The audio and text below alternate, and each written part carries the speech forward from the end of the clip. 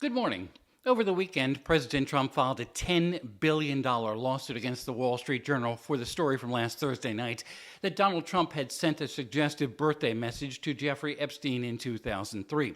He also ordered the Justice Department over the weekend to start moving to release federal grand jury testimony that led to sex trafficking charges and a conviction of Epstein last decade. The president doesn't want that to be what you think about 6 months into his second administration. And on Truth Social, Trump continues to rail against those in MAGA circles who are upset there was no client list disclosed. He's also tried to pin the controversy on, quote, radical left lunatics, end quote, and Democrats. Senator Amy Klobuchar of Minnesota reaching into the contemporary meme playbook in an appearance on CNN's State of the Union. So the president blaming Democrats for this disaster, Jake, is like that CEO that got caught on camera blaming Coldplay, okay? Like, this is his making. He was president when Epstein got indicted for these charges and went to prison. He was president when Epstein committed suicide. The Wall Street Journal has vowed to fight the lawsuit. We are less than 2 weeks away from the president's latest deadline for imposing new tariff levels for whatever country and, importantly, the European Union. A CBS News YouGov poll from last week shows 60% of Americans opposed to Trump's tariff policies and 40% in favor.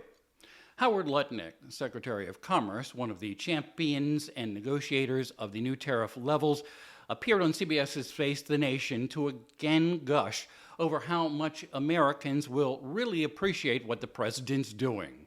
How do you reverse public opposition? Oh, they're going to love the deals that President Trump and I are doing. I mean, they're just going to love them.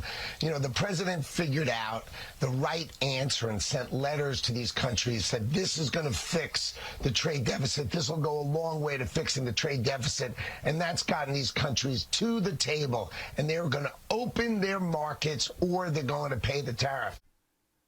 Trying to do it all in one fell swoop has Americans concerned with what higher prices might result in possible shortages brought on by importers' reluctance to pay increased tariffs. But it's also brought a bit of sarcasm from Connecticut House Democrat Jim Himes on the same CBS program. And, you know, if you're over the age of 5, you've dealt with hucksters and con men. Everything's going to be great in 2 weeks. By August 1, we're going to have a deal. The American people are going to be so happy. Complete failure to understand the facts.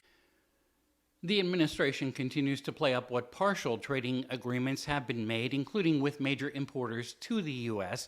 It seems Vietnam, which does send a lot of clothing and furniture to the U.S. market, and Indonesia are complete. With ear on the White House, I'm Bob Costantini.